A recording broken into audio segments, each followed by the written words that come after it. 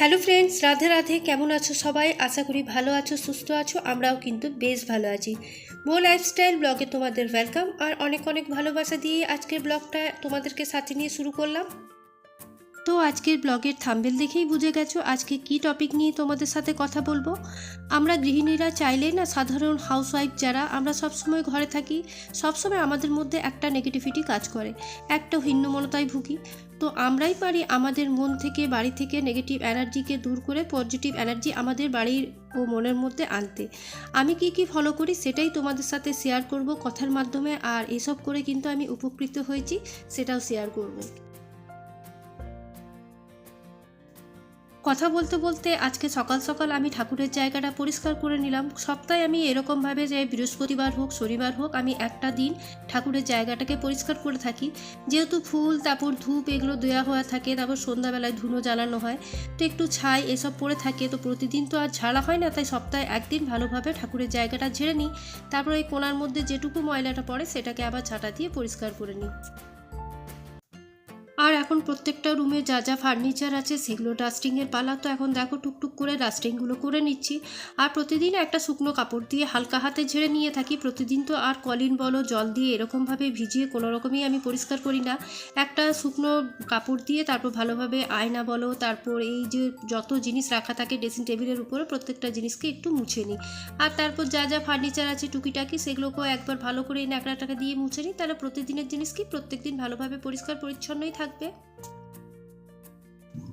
তো এইদিকে মোটামুটি আমি বেডরুমটা আজকে ভালোভাবেই ঝেড়ে নিয়েছি। তো দেখতেই পাচ্ছ মোটামুটি অনেকটাই ধুলো বালি বেরিয়েছে। তো এখন ঝাড় দিয়ে এই রুমটা পুরোটাই ক্লিন করে নিচ্ছি, যেহেতু ধুলো প্রচুর বেরিয়েছে তার জন্যে। আর তারপর এখন পাপোশগুলো চলো একটু রোদে দিয়ে দেবো। তো এখন পাপোশগুলো নিয়ে যেয়ে আরেকসের যে পাপোশ আছে সেগুলো আমি ব্যবহার করবো। আর এগুলো এখন রোদে রেখে দেবো, বা বিকেলে জল এলে আবার ধুয়েও নেব। যে কোনো জিনিস দুটো করে সেট রাখলে দেখবে অনেকটাই সুবিধে হয়। একটা কাচলে হয়তো আরেকটা আবার ব্যবহার করা যায়, তাই না? আর আজ একটু ঘরগুলো ভালোভাবে পরিষ্কার করছি, যেহেতু দিদি এখন ঝাড় দেয়। তো কী করে, তোমার উপর ঝাড় দিয়ে নিচগুলো একদম ভালোভাবে পরিষ্কার করে না, তাই আমি একবার ভালোভাবে পরিষ্কার করি নি, তারপর দিদি এসে যা করবে। তো ঘরটা মুছে দিয়ে চলে যায় তার জন্যে। তো দেখো এগুলো এখন রোদে রেখে দিলাম, যখন জল আসবে বিকেলবেলায় তখন আবার কেচে নেব। আর এখন চলে এসেছি ছেলের রুমে। তো যে বললাম যে স্টাডি টেবিলটা প্রচুর নোংরা হয়ে আছে, আর সপ্তাহে একদিন আমি স্টাডি টেবিলটাকে সরিয়ে তারপর তোমার পেছনে যেটুকু নোংরা হয় সেটাকে ভালোভাবে ঝাড় দিয়ে বের করে নিই। তো স্টাডি টেবিলের মধ্যে দেখতেই পেলে কত রকম যে জিনিস জমেছিল, তো সেটাই এখন পরিষ্কার করে নিচ্ছি। তো যেটা বলছিলাম কি করে আমাদের মন আর সংসার থেকে নেগেটিভিটি সরাবো। তো প্রথমে যেটা আমি করি, ঘুম থেকে উঠে ফার্স্ট কাজ হচ্ছে বাসি ঘরটা একবার হালকা করে ঝাড় দিয়ে নিই। তারপর সদর দরজায় জল ছিটিয়ে, এটা আমার প্রতিদিনের প্রথম কাজ। তো কাজ আমি করে থাকি বা আমার হাজব্যান্ডও করে থাকে, যেই হোক একজন করে নিই।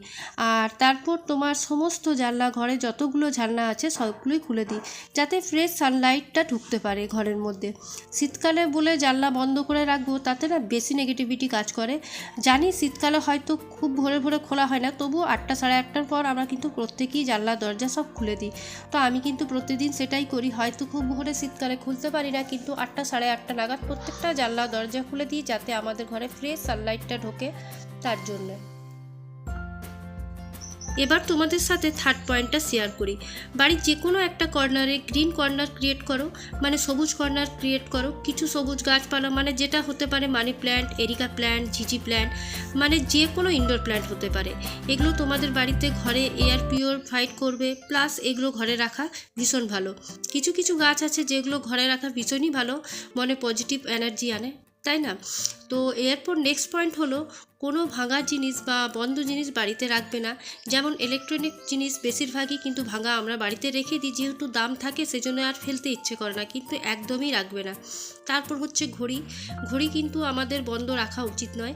ঘড়ি যদি বন্ধ রাখো তাহলে কিন্তু সারা জীবনের মতো সময়টাও বন্ধ হয়ে যায়। তাই দেখবে ঘড়ি যখনই তোমাদের ব্যাটারি শেষ হয়ে যাবে সঙ্গে সঙ্গে নয় চেঞ্জ করে দেবে, নয় ঘড়ির মুখটা উল্টো দিকে করে রেখে দেবে, কিন্তু কোনোদিনই বন্ধ ঘড়ি সামনে রাখবে না।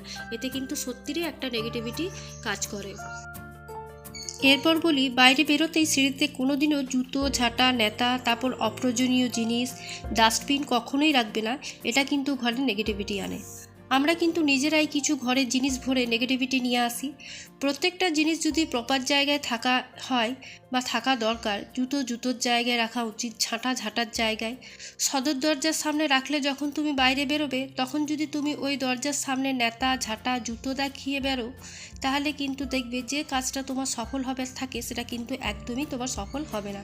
তোমার নিশ্চয়ই কোনো না কোনো রকমভাবে বাধা বিঘ্ন ঘটে যায়।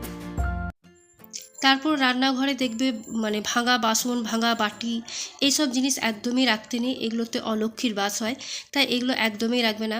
হয়তো ভাঙা বাটি, ভাঙা কড়াই, অনেক কিছুই থাকে যেগুলো আমরা মায়াতে ফেলি না, সংসারের জিনিস সংসারই থাকুক তার জন্য, কিন্তু এগুলো রাখা উচিতও নয়। আর কাউকে ভাঙা পাত্রের জিনিসও দিতে নেই। অনেকেই আছে না, দেবে তরকারিপত্র দিল ভাঙা জিনিসে, সেটা কিন্তু দেওয়া উচিত নয়। তাই আমার মনে হয় এইসব জিনিসগুলোর থেকে দূরে থাকাই ভালো। ঘর যত নিট অ্যান্ড ক্লিন রাখবে, যত পরিষ্কার পরিচ্ছন্ন রাখবে, ততই তোমরা পজিটিভ এনার্জি পাবে।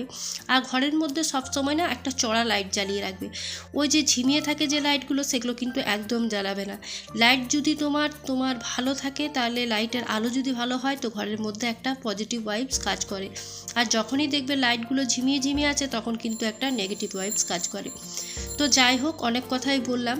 এরপর দেখো ঘর ঝাড় পোছা সবই হয়ে গেছে। এখন যে আরেক সেট পাপোশগুলো ছিল, সেগুলো এখন আমি বিছিয়ে দিলাম। আর এই যে সবজিগুলো আনা হয়েছে, সেগুলো রাখাই হয়নি, ইঁচড়, ফুলকপি আর তোমার গাজর। তো এইসব তো আজ কিছুই করিনি। আজকে ভাবলাম কি বানাবো, তো ভেবেছিলাম ডিমের ঝোল করব, সেটা আর বানানো হলো না। ওই ডিমের ঝোলটা লাস্টে কিন্তু বিরিয়ানি করে দিয়েছিলাম। আর এখন ছেলে বসে আছে, পড়া হয়ে গেছে, তো ওকেও খেতে দিইনি আর আমারও খাওয়া হয়নি। তো চলো এখন চাটা বানিয়ে নিই, কারণ অনেকক্ষণ ধরেই কাজ করলাম আর তোমাদেরকেও হয়তো কিছু কথা বললাম বা শেয়ার করলাম। তো সেগুলো তো হয়েই গেছে। এখন ছেলেকেও খাবারটা দিই আর আমিও এক কাপ চা খেয়ে নিই, তাহলে আমারও মুডটা ফ্রেশ হয়ে যাবে। তারপর স্নান করে রান্নার কাজে হাত দেবো।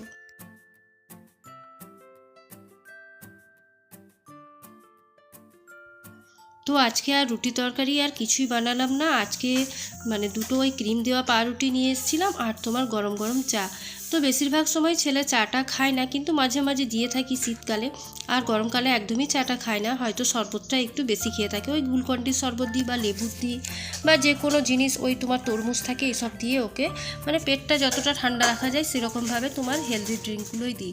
তো চলো এখন চাটা খেয়ে নিই।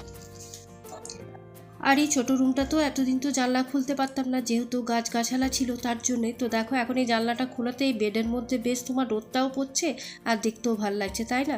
সেই জন্য ফ্রেশ এয়ার কিন্তু সবসময় আমাদের ঘরে ঢোকা দরকার। আর এই যে কিছু কাপড় ছিল যেগুলো দিদিকে দিয়েই কাচিয়েছিলাম, তো এখন সেগুলোই রোদে দিয়ে দিচ্ছি আর মেশিনে কাচিনি।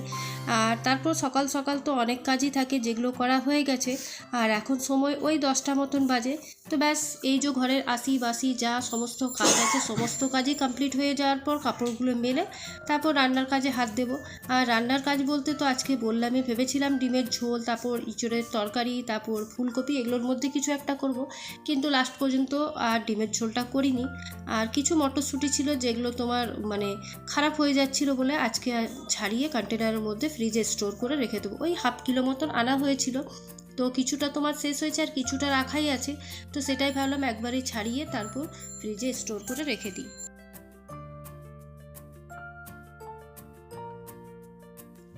কিছু কিছু জিনিস দেখবে স্টোর করে রেখে দিলে বেশ কয়েকদিন ধরে চলে। আমি এরকমভাবে ধনেপাতা আনলে প্রচুর নিয়ে আসি, মটরশুঁটি আনলেও তাই করি।